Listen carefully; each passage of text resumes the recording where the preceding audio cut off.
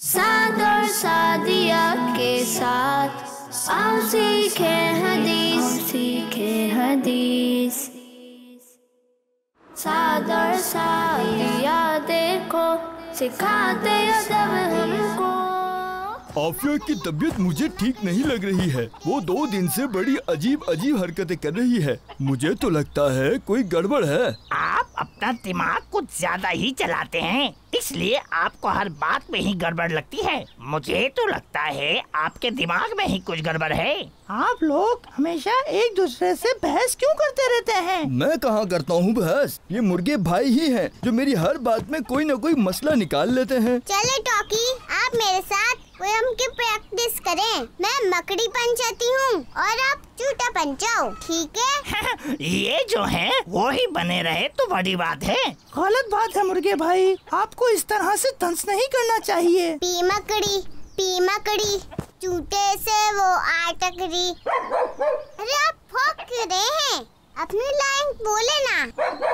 अरे छोड़े, मैं खुद ही अपनी प्रैक्टिस कर लेती हूँ। पी मकड़ी चूटे से वो आटकरी। हम आपस में प्रैक्टिस करें इसकी। ठीक है, करते हैं।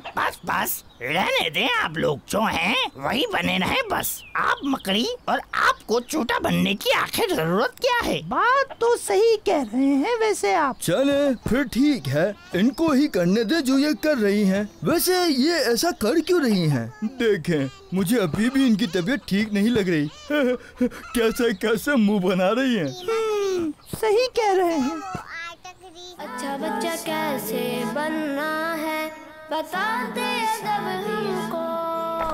सादिया, आपने मेरी वो नोटबुक देखी है जिस पर मैं अपनी स्पीच लिख रहा था? नहीं साद भाई, मैंने तो नहीं देखी। क्या हुआ बेटा, क्या ढूंढ रहे हैं? बाबा जान, जिस नोटबुक पे मैंने स्पीच लिखी थी वो मिल नहीं रही। दुरूद शरीफ पढ़ना शुरू कर दें, अल्लाह पाक ने चाहा तो जरूर आपकी नोटबुक मिल जाएगी। जी बाबा जान, जज़ाकल्लाह। आमीन। बाबा जान, एक बात तो बताएं, कल आपने सादिया और आफिया को भी दुरूद शरीफ पढ़ने का ही कहा था और आज मुझसे भी आप यही कह रहे हैं। दुरूद शरीफ की क्या इतनी फजीलतें हैं? ये तो कुछ भी नहीं है बेटा।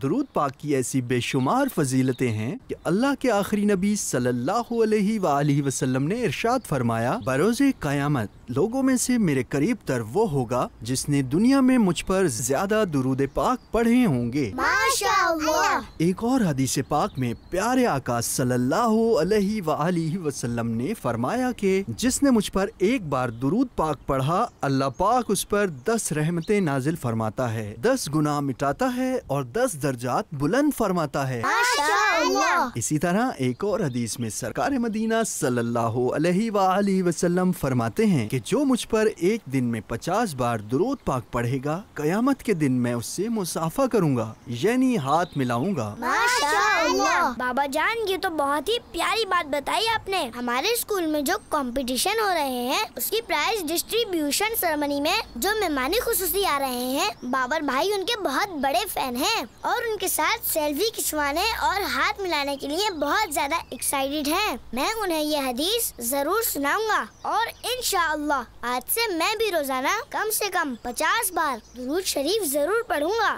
माशाअल्लाह। हर मुसलमान को सबसे ज्यादा मोहब्बत अपने प्यारे आका सल्लल्लाहु अलैहि वसल्लम से होनी चाहिए, जिन्होंने अपनी उम्मत के लिए यानी हमारे लिए तरह तरह की तकलीफें उठाई, यहाँ तक कि उन पर इतने पत्थर बरसाए गए कि आप सल्लल्लाहु अलैहि वसल्लम की नालें पाक खून से भर गई। न सिर्फ हमारी बख्शिश के लिए रात में रो रो कर दुआएं मांगी, बल्कि रोजे महशर भी इनकी शफात की वजह से हम बख्शे जाएंगे। हमारे लिए इससे बड़ी बात क्या होगी कि दुरूद शरीफ की बरकत से आप सल्लल्लाहु अलैहि वसल्लम हमसे मुसाफा फरमाएंगे, यानी हैंड शेक करेंगे। कितनी बड़ी सादत की बात है ये। बेशक सही कह रहे हैं साद भाई आप, ये तो वाकई बहुत बड़ी सादत है। जज़ाकल्लाह साद भाई, आपने बड़ी प्यारी हदीस सुनाई है मुझे। आज से इंशाअल्लाह मैं भी पूरी कोशिश करूंगा कि रोजाना कम से कम 50 बार दुरूद शरीफ जरूर पढ़ूं।